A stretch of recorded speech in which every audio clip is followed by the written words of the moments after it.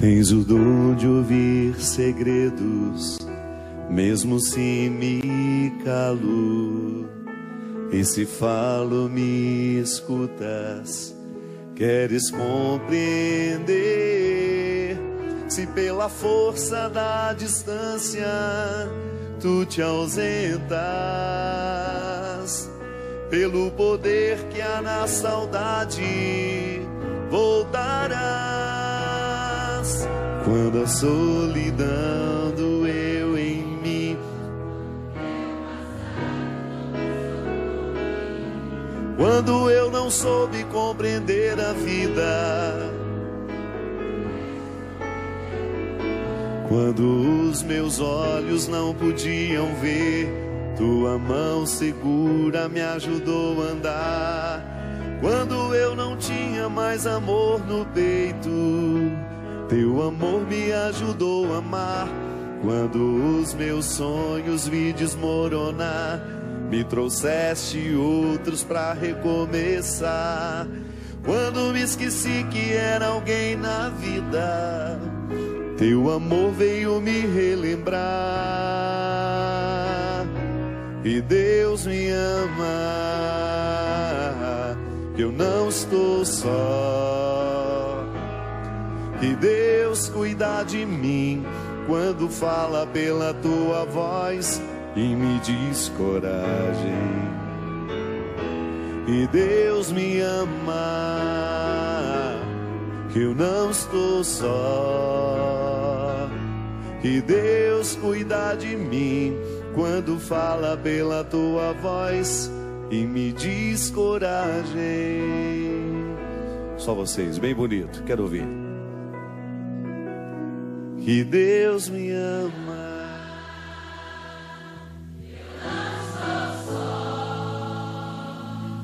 que Deus cuida de mim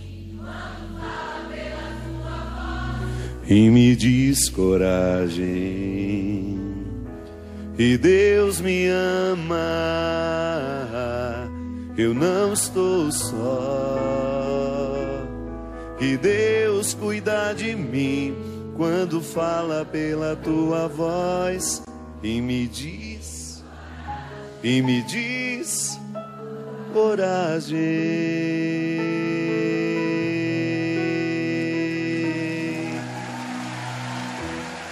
Coragem. Muito boa noite. Nós, com muita alegria, estamos começando mais um programa Direção Espiritual. Hoje, com esse auditório maravilhoso, lotado, aqui em clima de Osana Brasil, em clima de Natal. Muito obrigado pela presença de vocês.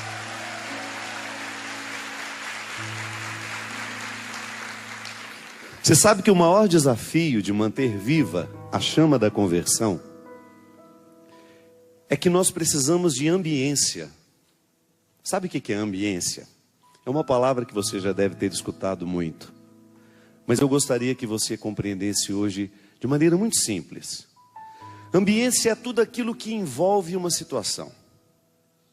É tudo aquilo que dá o contexto geral. Então a minha vida, ela tem uma ambiência. Eu estou repleto de pessoas que me ajudam a viver, de que participam diretamente do meu cotidiano. Essa é a minha ambiência. São Paulo alerta muito nas primeiras cartas que as comunidades criem clima de fraternidade. É a ambiência da vida cristã. Eu não posso viver o meu cristianismo sozinho. Aliás, tem uma coisa que não funciona na solidão, é o cristianismo. Porque senão eu corro o risco de viver uma experiência isolada dos outros, egoística. E o processo é o contrário.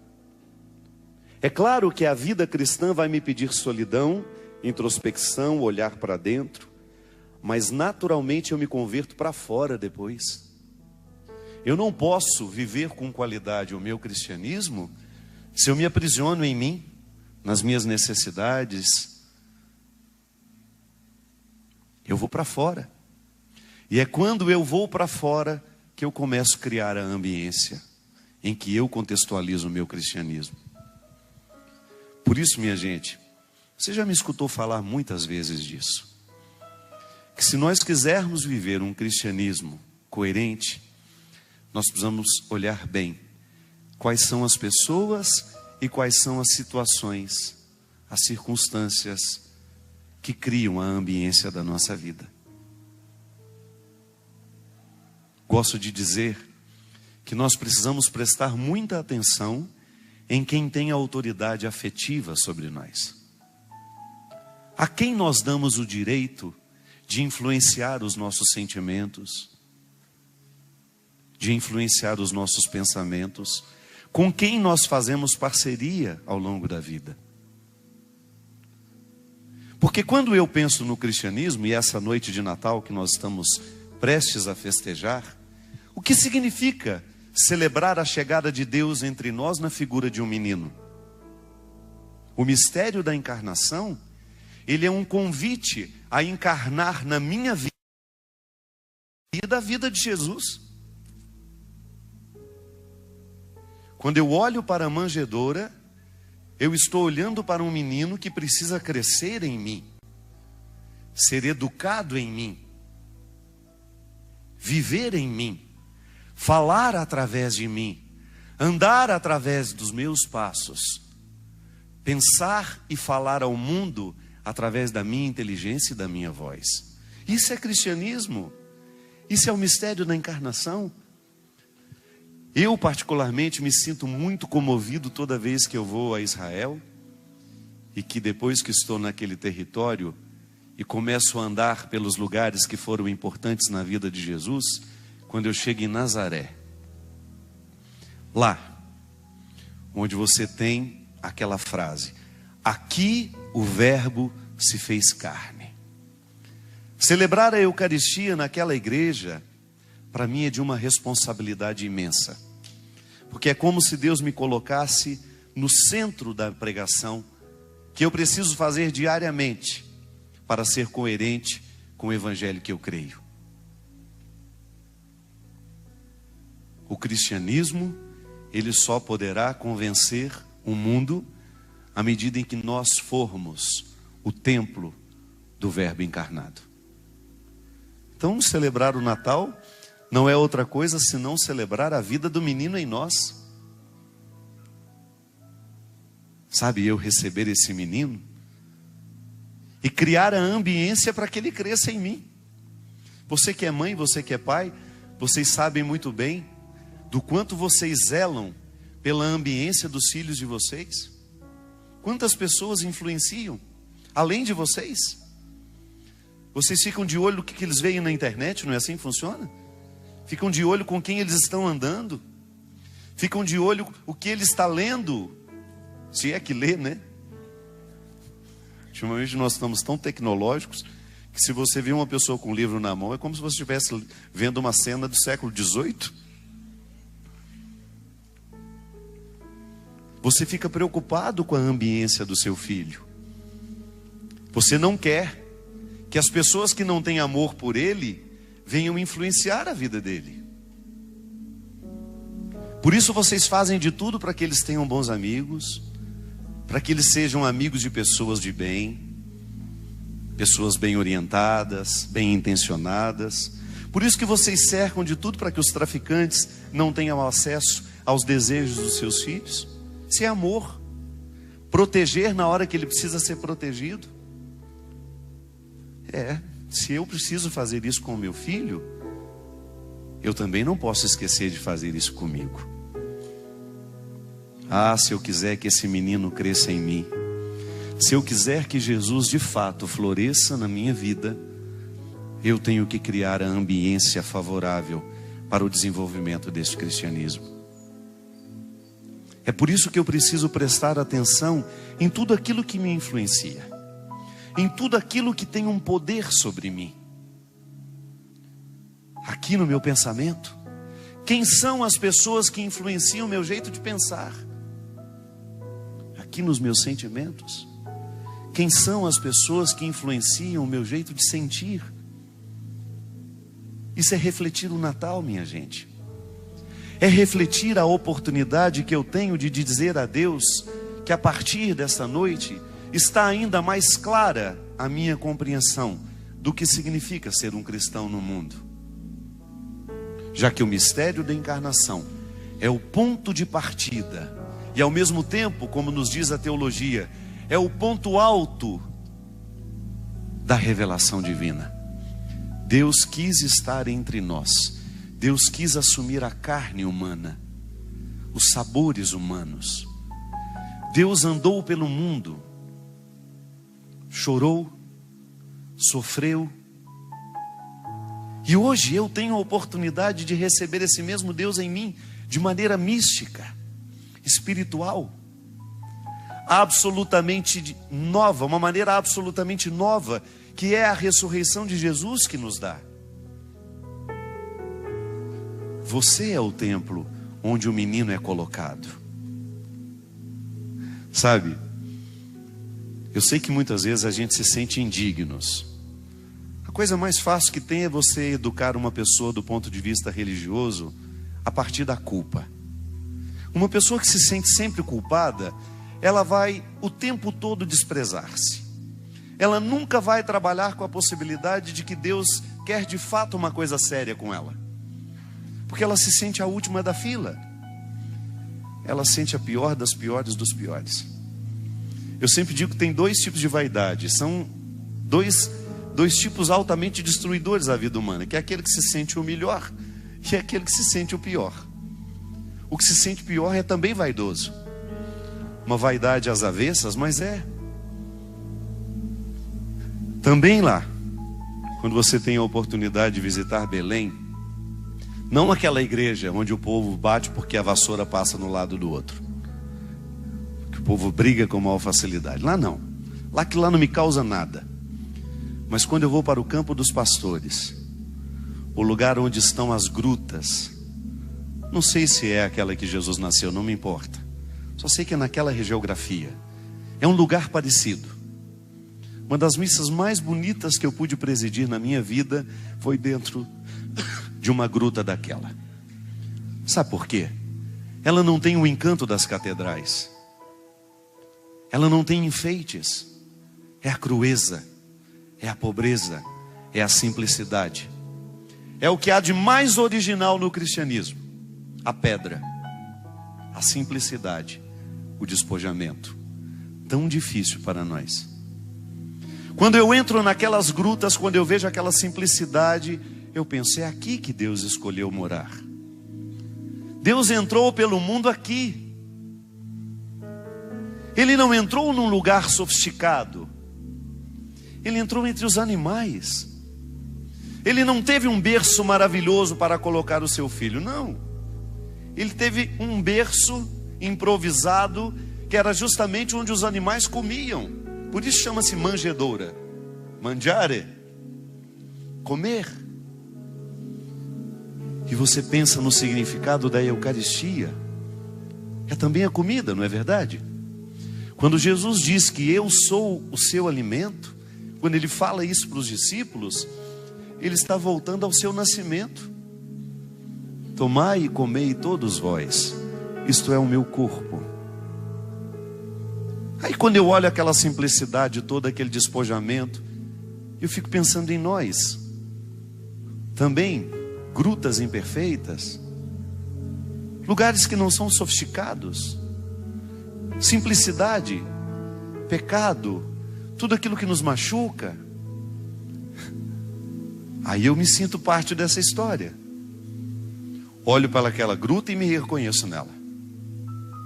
Eu sou muito mais parecido com aquela gruta de Belém do que com a Basílica de Roma. Eu me identifico muito mais com o cristianismo que eu encontro lá nas catacumbas da Turquia do que nas nossas grandes catedrais. Eu admiro as catedrais, eu gosto da arte sacra. Vou lá e eu permito que aquilo entranhe na minha alma. Quando eu vou a Roma, eu fico orgulhoso de tudo aquilo. A grandeza que o cristianismo alcançou. Ah, mas eu não me iludo. Eu não posso me esquecer que tudo começou miudinho. Que os primeiros cristãos precisavam se abrigar para não serem mortos. Eles precisavam viver escondidos da mesma maneira como Jesus nasceu. dentro de grutas improvisadas. E eu fico pensando que o nosso cristianismo é a mesma coisa. Podemos até ir buscar as catedrais, podemos até ir a Roma, fazer lá a nossa romaria, conhecer a grandeza do cristianismo, mas nós não temos o direito de abrir mão do cristianismo que se cultiva no escuro da gruta, na solidão do presépio. É essa ambiência que nós estamos falando. A imperfeição em nós, sendo trabalhada diariamente para que Deus continue tendo o direito de viver em mim. Oh, minha gente, você sabe disso, eu não preciso dizer muito. Como é fácil a gente expulsar Deus da nossa vida. Como é fácil. A gente termina de comungar, na fila, a gente vai sentar no nosso lugar, e se uma pessoa sentou, a gente já cria confusão. Aqui na Canção Nova tem a síndrome das bolsas cansadas, né? Eu nunca vi tanta bolsa desanimada e cansada.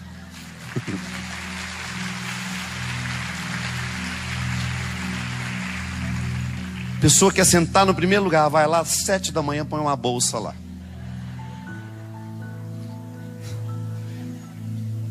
A gente expulsa Deus na nossa ganância de ter o primeiro lugar. Às vezes na fila de comprar o nosso lanche a gente arruma confusão. Vem para viver um final de semana, para arejar a alma, e a gente não percebe que Deus vai utilizar-se de tudo isso para entrar na nossa vida, para entrar no nosso coração. Presta atenção. Como nós expulsamos Deus facilmente do nosso coração. Às vezes voltando da missa, você vai, participa da missa, e porque ninguém foi, você já volta com aquele beijo. Entra batendo a porta para que todos percebam a sua ira. Aí alguém, onde você foi? Na missa! E ninguém foi comigo. Aí alguém deve pensar, Deus me livre, se é para voltar desse jeito, eu prefiro não ir. Às vezes nós expulsamos Deus com muita facilidade. Um pouquinho de arrogância no nosso olhar. Você olha para o outro que é mais simples que você. Você olha para o outro que não tem a mesma roupa bonita que você. Você olha para o outro e ele não tem o mesmo aspecto de santinho que você. Ou porque ele tem uma tatuagem no braço, ou porque ele tem um brinco na orelha, ou porque ele é meio esquisito. E a gente já faz o nosso julgamento horroroso, achando que aquela pessoa é um lixo, um trapo, que nem merece estar entre nós. Já expulsamos Deus. Não criamos a ambiência para a nossa conversão. E olha que nós somos gruta, escura, que Deus continua escolhendo para nascer em nós. E nós varremos o menino Jesus para fora. Na ânsia de sermos católicos e cristãos, nós expulsamos a origem da nossa fé. Ou pela nossa arrogância, pela nossa prepotência, pelo nosso mau humor. A ambiência do nosso cristianismo. Isso é muito honesto. Sabe, minha gente, eu não acredito mais na possibilidade de um cristianismo que não passe pelo crivo do meu dia a dia. Eu quero ser cristão, mas eu não abro mão de ser uma pessoa insuportável. Eu sou insuportável com quem trabalha comigo, eu sou insuportável com as pessoas que participam do meu dia a dia, eu sou insuportável com os meus filhos, sou insuportável com meu marido, com minha esposa, e quero ser cristão. Eu não quero o esforço diário que vai me humanizando, que vai me dando condições de enxergar a ambiência que eu preciso criar para que Jesus não seja expulso de mim. Porque não é Deus que quer ir embora. Somos nós que muitas vezes, com o nosso comportamento, com o nosso jeito de ser, a gente não cria a ambiência. Tomai e comei, todos vós. Jesus não deixa ninguém de fora do convite. O Natal é a Eucaristia por excelência. É a oportunidade que a gente tem de receber a carne de Deus na nossa carne humana. É por isso que nós não podemos perder o significado dessa noite. E é por isso que o presente mais bonito que nós podemos oferecer aos outros é o Cristo que vive em nós. Olha, se você quiser presentear de maneira cristã alguém, ofereça a ela uma mudança no seu comportamento. Você já imaginou que maravilha dentro das nossas casas, se esse fosse o principal presente? Se você olhasse nos olhos do seu filho, do seu marido, da sua esposa, do seu irmão, e você se comprometesse com ele de não expulsar Deus da sua casa a partir das suas atitudes. E quando eu falo expulsar Deus, minha gente, é a gente cuidar para que nós não sejamos um território de ódio, de ressentimentos, de mágoas e de solidão. O Natal é tão triste para muitos de nós, é porque ele não permite disfarce. Não dá para esconder a solidão na noite de Natal. A noite de Natal, ela nos expõe de maneira muito cruel. Porque você tem que sentar à mesa. E você tem que olhar para frente. E você vai encontrar alguém sentado à frente. Que eu não sei o que significa para você. Na noite de Natal nós sabemos exatamente o que temos e o que não temos. A quem temos, a quem não temos. Quem perdemos, quem ganhamos. E por incrível que pareça, quanto mais cresce a ambiência da vida cristã, mais nós teremos o que celebrar nessa noite feliz. Você sabe por quê? Eu vejo isso o tempo todo. O principal resultado do cristianismo em nós é que nós aprendemos a ser amigos. Eu não tenho uma régua para poder medir o tanto que você é cristão, mas você pode se medir. Quantos amigos novos chegaram? Quantos vínculos bonitos você estabeleceu a partir do momento que Deus entrou na sua vida? Que o Natal foi compreendido de maneira diferente, profunda. Quando você deixou de ser um cristão de conversa fiada. Quando você identificou que há uma oportunidade feliz de levar na carne da sua história a oportunidade de permitir que Deus haja em você e através de você. Porque olha, minha gente, nada pode nos realizar mais. Eu e Rodrigo estamos passando pelo Brasil afora, fazendo o lançamento da minha biografia. E a coisa que mais me deixa feliz na vida é quando eu escuto assim, naqueles rápidos momentos em que a pessoa passa e fala: ô Padre Fábio, obrigado pelo programa Direção Espiritual. O senhor não faz ideia como ele mudou minha vida. E vai embora. Por que o programa muda? Por que essa equipe aqui, esse meu grande companheiro que já está comigo há mais de 10 anos, essas meninas que nos dirigem, esses cinegrafistas que estão há tantos anos com a gente,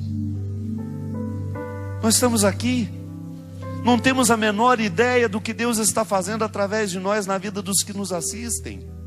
Ô minha gente, mas saber que uma pessoa desistiu de se matar, saber que Deus entrou no coração de uma mãe que estava na solidão de ter perdido um filho, assassinado, morto pelo câncer, ou então que o programa aliviou a vida de alguém que sofria de uma dor que a gente nem sabia, ou então pelo simples fato da gente ter ficado amigo.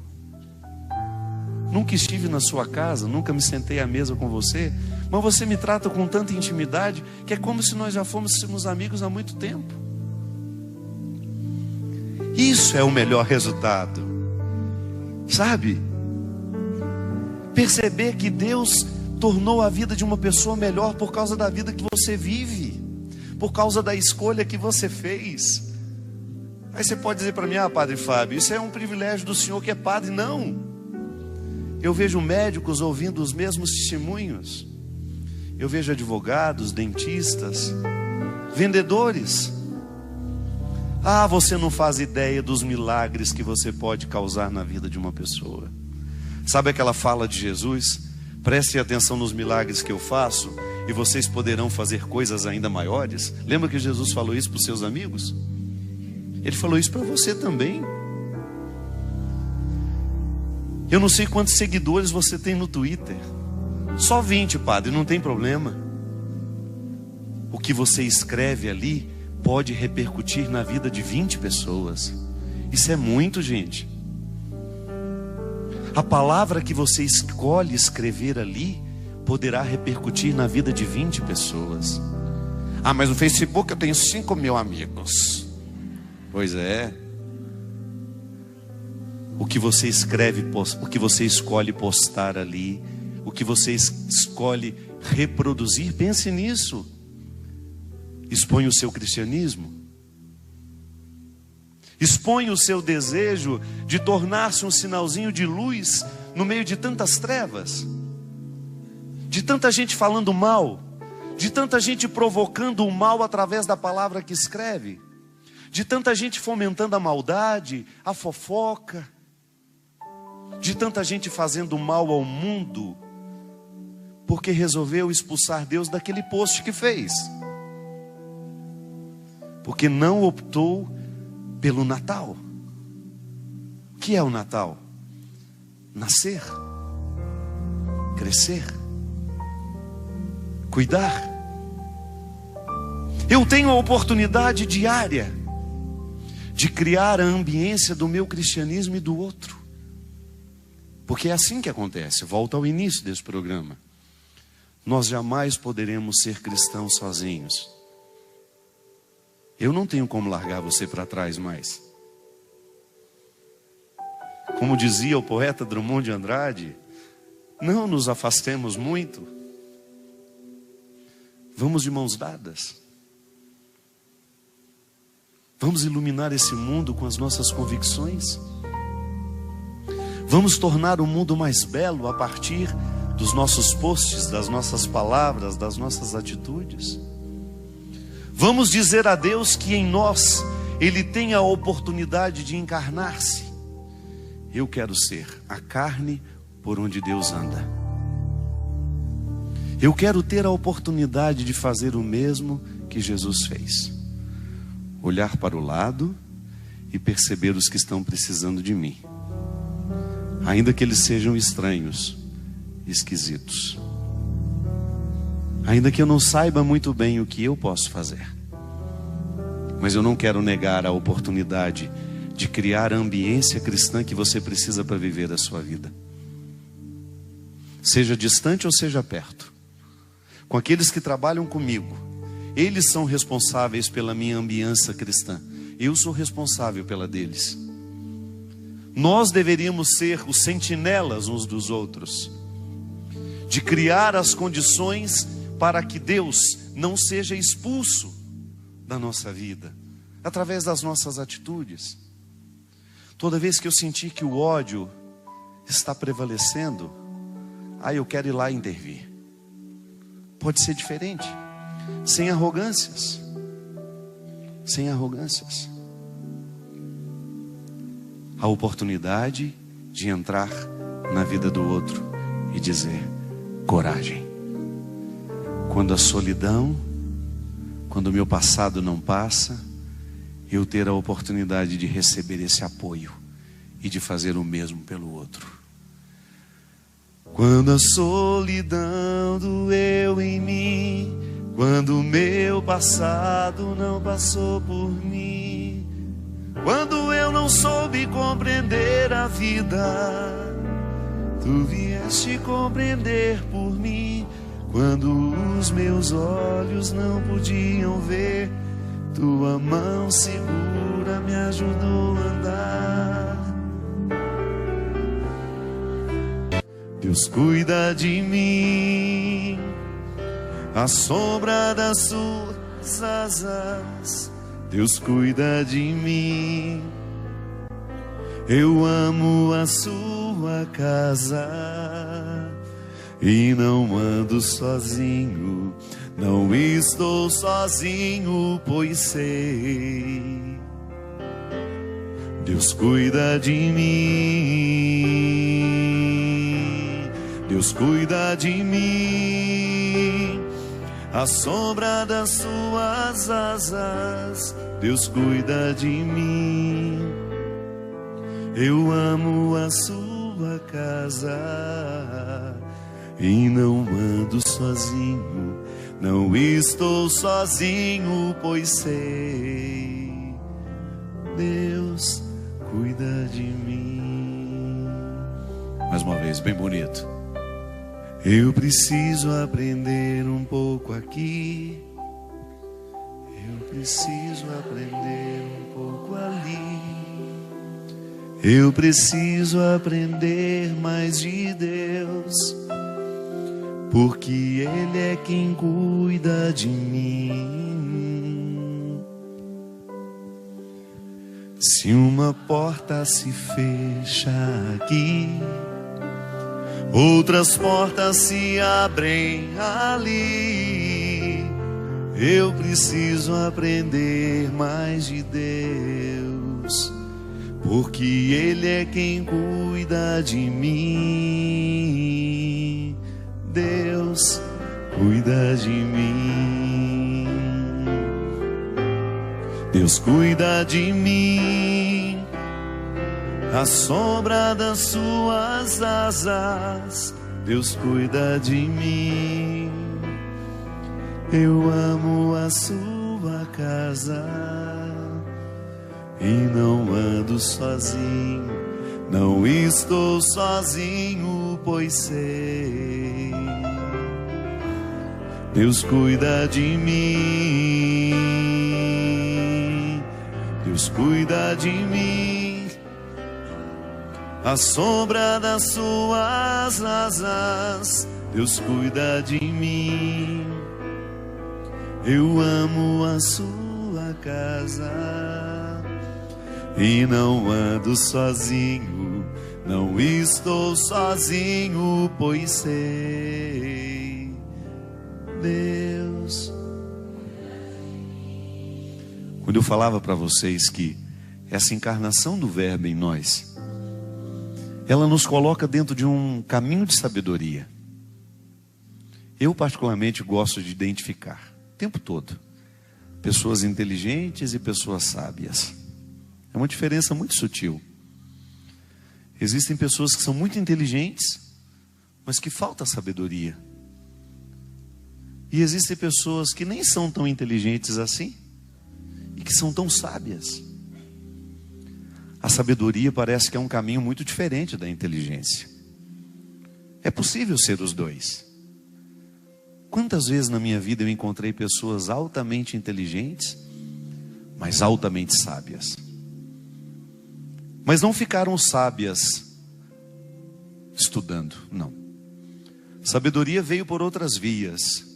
Muito mais pela observação da vida, muito mais pela capacidade que ela teve de contemplar o que estava acontecendo ao seu redor, de aprender com aquilo tudo. A sabedoria é como se fosse um tesouro que nós vamos acumulando à medida que nós vivemos. Eu acho interessante porque o conhecimento de Deus não passa tanto pela inteligência. É claro, eu não preciso abrir mão da inteligência para eu ter uma experiência de Deus. Mas a minha lida com Ele é muito mais pela sabedoria do que necessariamente pela inteligência. Porque às vezes Deus me quebra de um jeito que vocês não fazem ideia.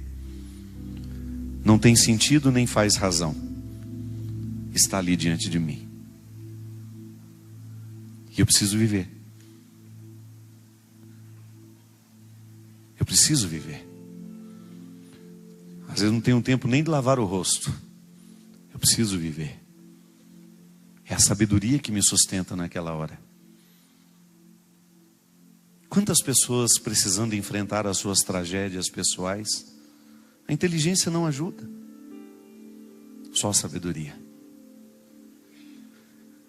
Conhecer a Deus, para a gente poder sabiamente descobrir como e com quem, através de quem Ele cuida de nós.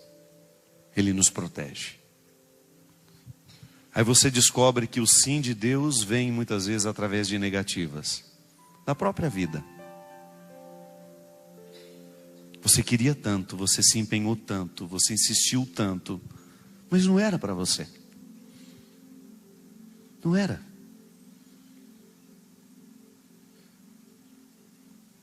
Aí o tempo passa, você começa a perceber que o não foi uma libertação na sua vida.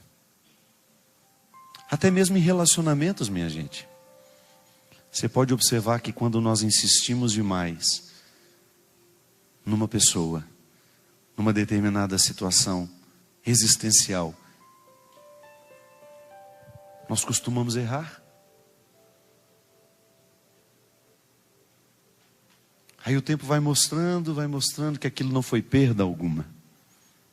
Você até achou que perdeu, mas não. O cuidado de Deus na nossa vida é justamente esse: nos ajudar a olhar para aquilo que era um aparente prejuízo e você perceber que era um ganho. Um ganho. Eu preciso aprender um pouco aqui. Eu preciso aprender. Isso é a ambiência, tá vendo? É aqui, ali. Às vezes o aqui é você. Na fila do lanche tem o aqui e o ali. Que quando nós pensamos no aqui e o ali, a gente já acha que serão situações maravilhosas, né? Esplendorosas. Não, são humanas. Eu preciso aprender um pouco aqui. Eu preciso. É dentro de casa às vezes a música, viu? Você olha para todos, os que são mais difíceis, os que são mais fáceis, e Deus está ali, olha. É aqui, é ali. Por que nós não queremos esse aprendizado? Porque nós ainda não compreendemos com sabedoria o mistério da encarnação. Quando eu ouso levar Deus comigo, e quando eu ouso encontrar Deus no outro, o aqui e o ali, aqui o verbo se fez carne, lembra? Na Basílica da Anunciação, aqui o verbo se fez carne. Eu olho para minha produtora, o aqui está.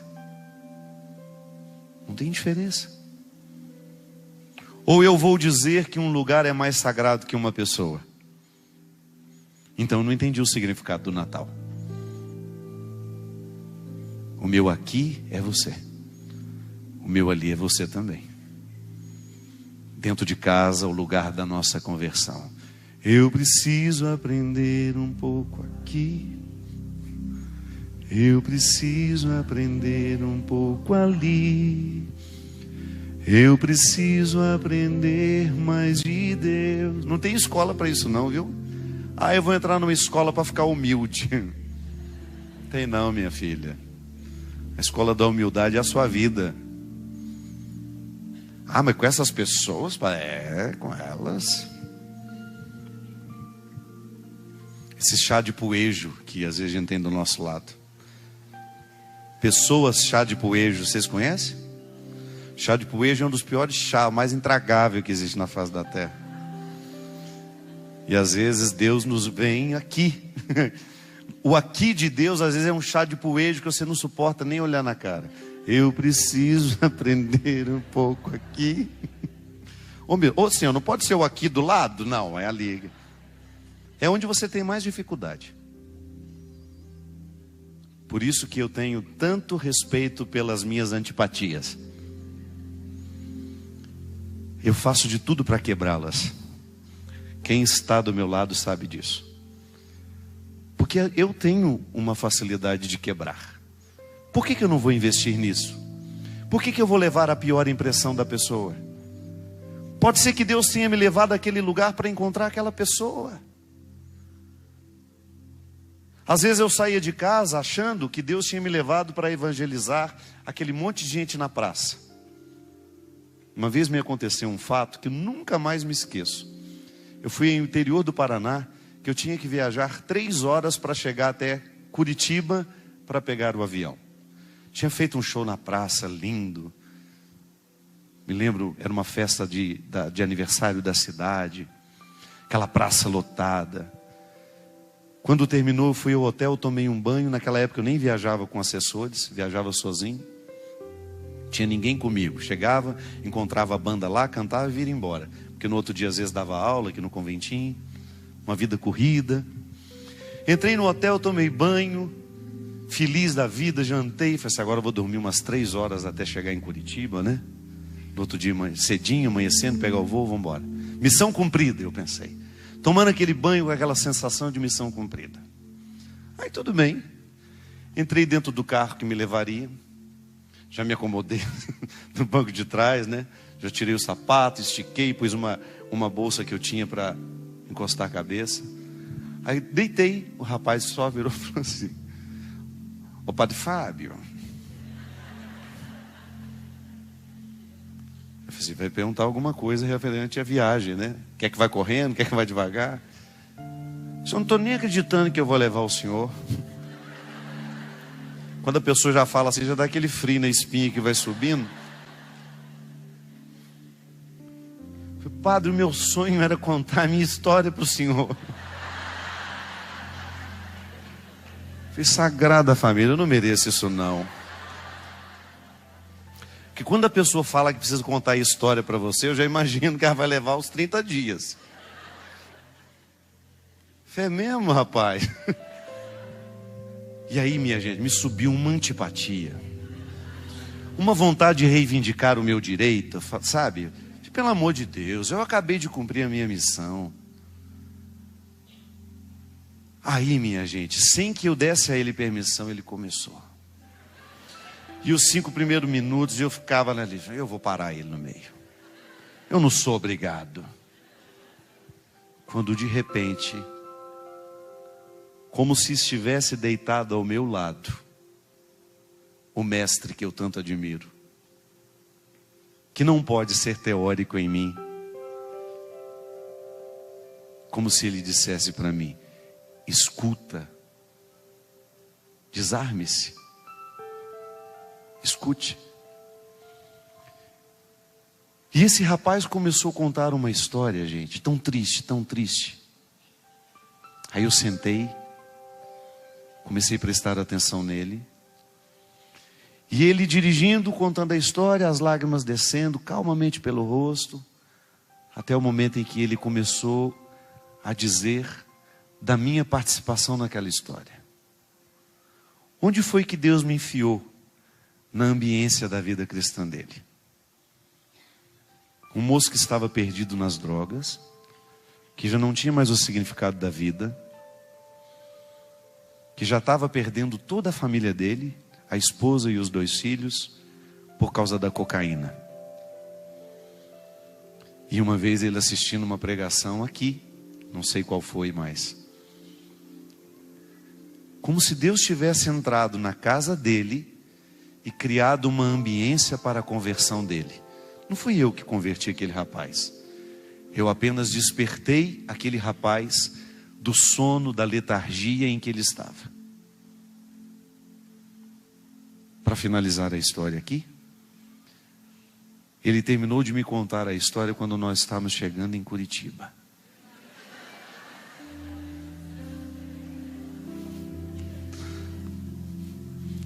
Quando nós chegamos no aeroporto,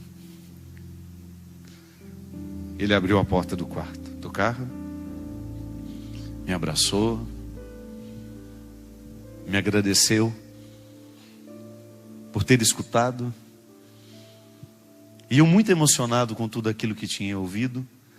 Falei, meu filho, quem agradece sou eu. Quem agradece sou eu. Me deu tchau, nunca mais vi esse rapaz. Eu me lembro que quando eu peguei a minha bolsa, quando eu me encaminhei para o check-in, é que eu identifiquei qual era a missão que Deus tinha me dado naquele dia. Não era o show. Não era a praça. Era o rapaz. Ele era o meu aqui. Ele era o meu ali. Mas se eu não presto atenção, eu não vejo. Eu preciso aprender um pouco aqui.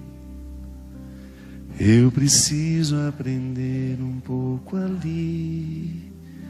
Eu preciso aprender mais de Deus, porque Ele é quem cuida de mim. Pronto. Você sabe como é que eu consigo viver o meu sacerdócio?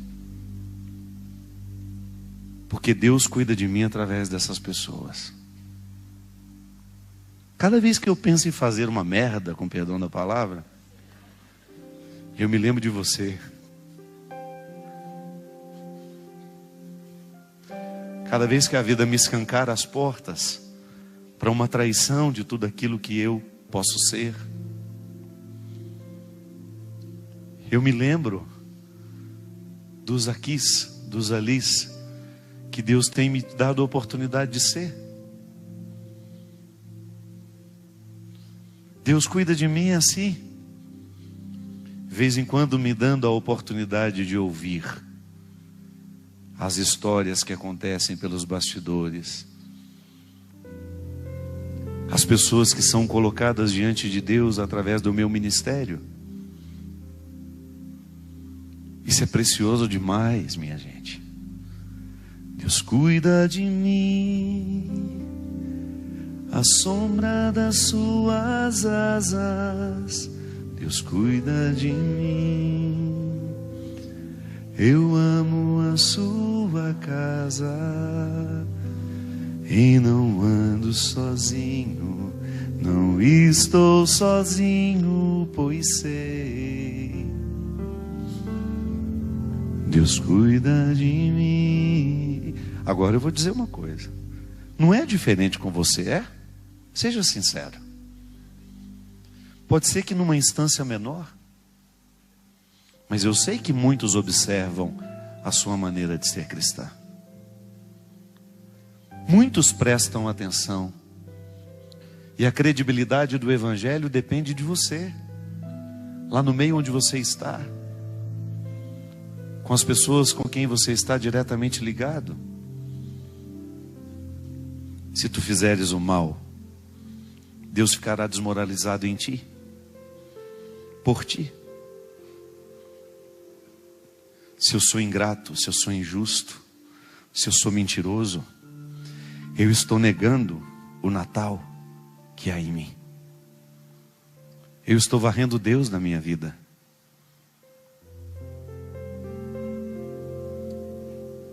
Se eu me esqueço de ser um bom homem, o Natal não reflete em mim. O Natal não acontece em mim. É uma teoria. E o mistério da encarnação perde a oportunidade de estar e de ser em mim. Mesmo que você não seja uma carola, não importa. Mesmo que você não seja uma beata. Mesmo que você não seja tão religioso quanto aqueles que você observa. Não se compare. Não se compare a ninguém. Não é justo. A comparação nunca é justa.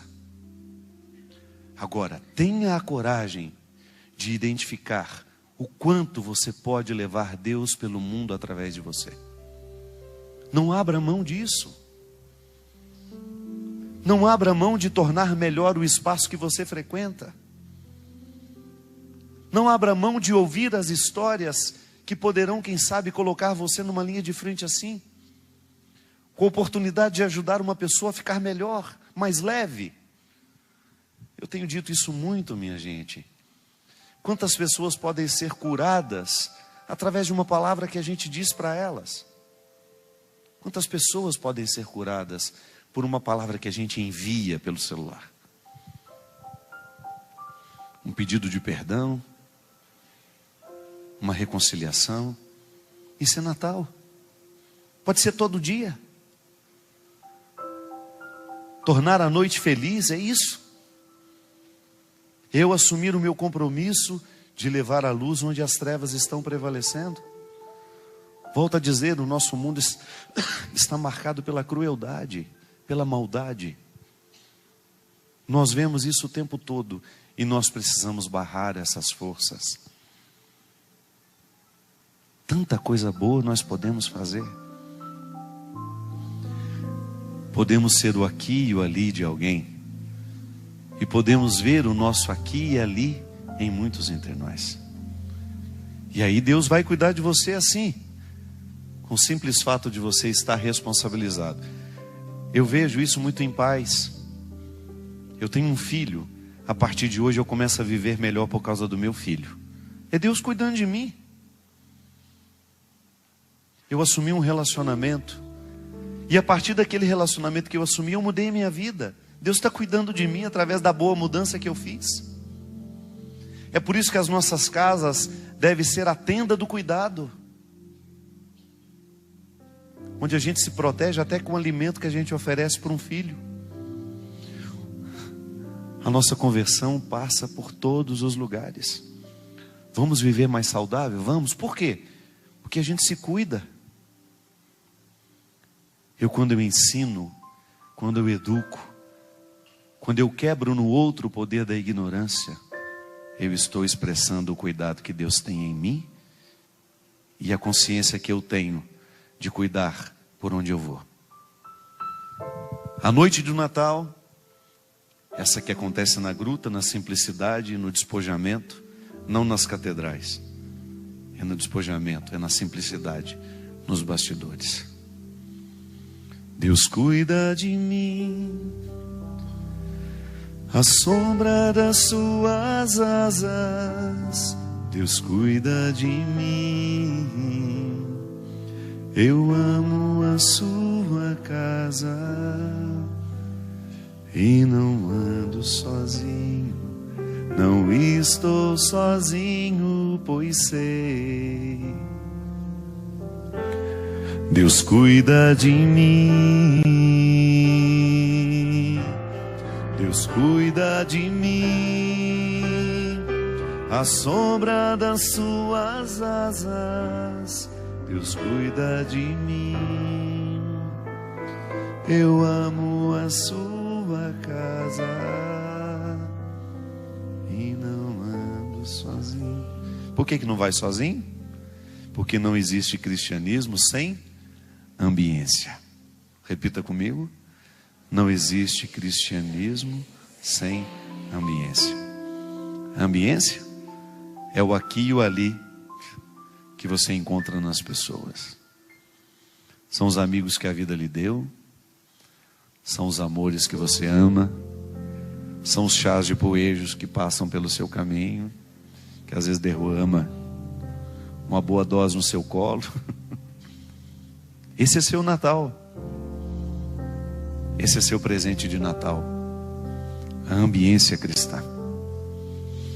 Nada pode nos fazer mais felizes do que a gente entrar em casa e perceber que aquela ambiência é favorável à vida. Que ali existem pessoas que se amam, fiéis, que se respeitam, que se querem bem. Nada pode nos enriquecer mais na vida do que uma porta que nos leva ao contexto de uma intimidade feliz. Nada pode nos enriquecer. É o metro quadrado mais caro do mundo.